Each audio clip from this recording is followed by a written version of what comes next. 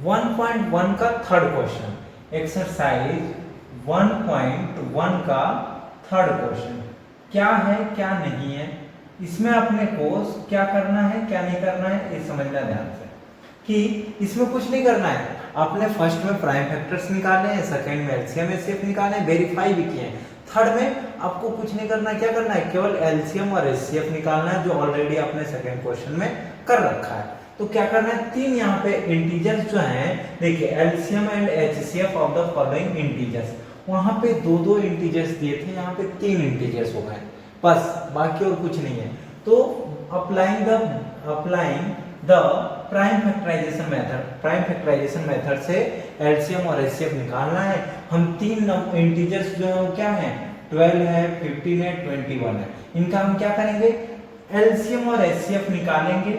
कैसे निकालेंगे, देखिए क्या करेंगे, 12 का फैक्टराइजेशन करेंगे 2 से 6 टाइम में, 2 से 3 टाइम में, 3 से 1 टाइम में, फिर 15 का 3 से 5 टाइम में, 5 से 1 टाइम में, हो गया।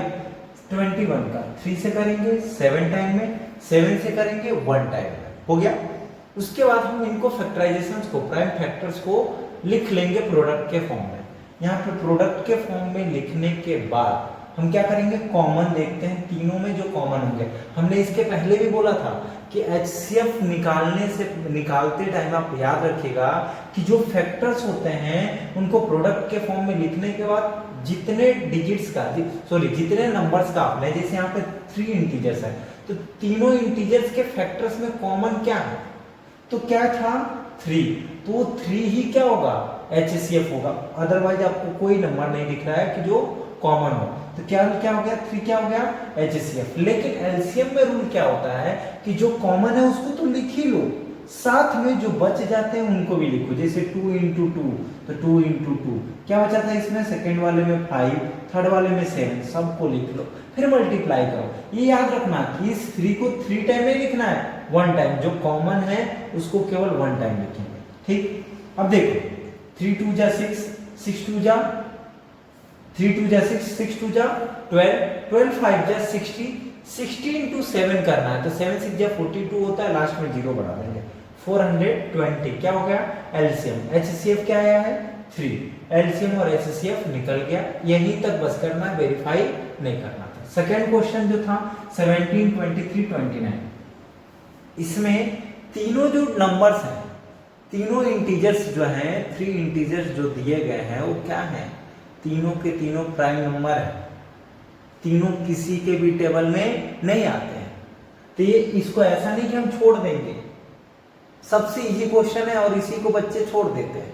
ध्यान रखिएगा तीनों प्राइम नंबर्स हैं जो किसी की टेबल में नहीं आते। भैया खुद की टेबल में 1 टाइम आएगा, खुद की टेबल में 1 टाइम आएगा, खुद की टेबल में 1 टाइम आएगा, बस हो गया, इतना ही करना था। लिख देंगे प्रोडक्ट के फॉर्म में। अब कहोगे कि सर इसमें 1 कहां से आ गया, बेटा यहाँ पे भी हम 1 से सब में मल्टीप्लाई कर दें तो कोई फर्क पड़ने वाला है क्या, 1 कॉमन आएगा, यहाँ पे भी 1 से मल्टीप्लाई कर दें कोई फर्क पड़ेगा क्या, यहाँ पे 1 से मल्टीप्लाई कर दें कोई फर्क पड़ेगा क्या, फर्क होगा नहीं होगा। एलसीएम और एचसीएफ का आप डिफिनीशन समझना चाहोगे ना, तो डिफिनीशन जानना बहुत जरूरी है, लेकिन कोई जानता नहीं है, कोई भी नहीं जानता कि एलसीएम क्यों निकालते हैं या एचसीएफ क्यों फाइंड करते हैं। एलसीएम वो नंबर्स होता है, जैसे 420 वो नंबर है जो इन तीनों से डिवाइड हो जाएगा, स्मॉलेस्ट नंबर है जो इन तीनों से डिवाइड हो जाएगा। एलसीएम का मतलब क्या होता है, lowest common multiple. Lowest common multiple का मतलब क्या, कि इन तीनों के सबसे छोटा वो नंबर है जो इन तीनों से डिवाइड हो जाएगा। और एचसीएफ का मतलब क्या होता है कि बड़ा से बड़ा ये 3 ऐसा नंबर है जो इन तीनों को डिवाइड करेगा। 3 से बड़ा कोई नंबर है, जो नंबर नहीं है जो इन तीनों को डिवाइड कर सके। 3 से बड़ा कोई नंबर नहीं है जो इन तीनों को डिवाइड कर सके। लेकिन 420 से छोटा कोई भी ऐसा नंबर नहीं है जो इन तीनों से डिवाइड हो जाए। बस ये एलसीएम और एचसीएफ का डिफिनीशन होता है। ले अब इस क्वेश्चन में जो था, आप कहोगे कि सर कॉमन तो कुछ नहीं था, इसीलिए बेटा मैंने क्या ले लिया, जो किसी के भी टेबल में नहीं आएगा वो तो 1 के टेबल में तो आएगा ही आएगा। तो एचसीएफ हमारा क्या हो जाएगा 1। भैया यहाँ पे 3 की टेबल में तीनों आ रहे थे, बड़ा से बड़ा नंबर क्या था 3 था, लेकिन इसमें तो कोई भी नंबर नहीं है जो जिसके टेबल में तीनों आए, तो 1 के टेबल में तीनों आएंगे, हमने 1 लिख दिया। और उसको मल्टीपल के फॉर्म में लिख दिया यहाँ पे प्रोडक्ट के फॉर्म में, और उसी को कॉमन लेके हमने बोल दिया 1 आ गया। सेकेंड एलसीएम में देखेंगे तो एलसीएम में भैया कॉमन 1 जो है उसको लिखना जरूरी नहीं है, क्योंकि 1 से मल्टीप्लाई करोगे तो वही आएगा। तो क्या लिखेंगे 17 इंटू 23 इंटू 29 लिख दिए, फिर 17 इंटू 23 किए, ये देखो 391 आया, फिर उसमें 29 का मल्टीप्लाई किए 11339 आया, ये क्या हो गया एलसीएम। HCF 1 एलसीएम क्या हुआ 11339, एलसीएम HCF निकल गया। थर्ड देखो इसी का, थर्ड जो क्वेश्चन था 8, 9 और 25 तीन इंटीजर्स थे, ठीक, इनका एलसीएम और HCF निकालना था। क्या करेंगे वही सेम काम, फैक्टराइजेशन करना, 2 से 8 को करेंगे 4, 2 से 4 को करेंगे 2, 2 से 2 को करेंगे 1, 9 को 3 से करेंगे 3 3 या 9, 3 1 या 3, 25 को 5 से करेंगे क्योंकि 2 और 3 की टेबल में आते नहीं है, तो 5 से करेंगे 5 5 या 25, 5 1 या 5 हो गया, प्रोडक्ट के फॉर्म में लिख दिया हमने।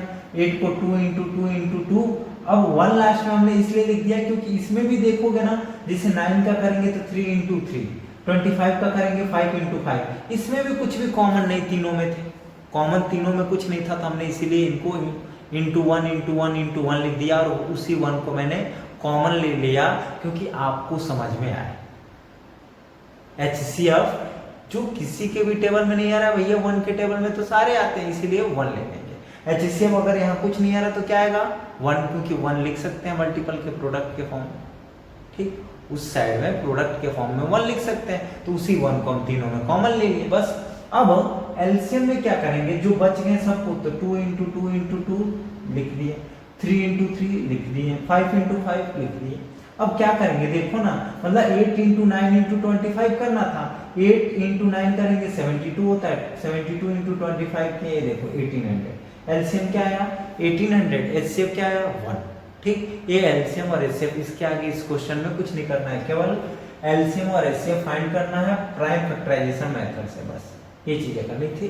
समझ में आया आपको वीडियो, तो आप प्लीज चैनल को सब्सक्राइब करें, और आपको जो भी डाउट लगे बेफिक्र होकर कमेंट में हमें क्वेश्चन करें, हम उसको फिर से क्लियर करूंगा। धन्यवाद।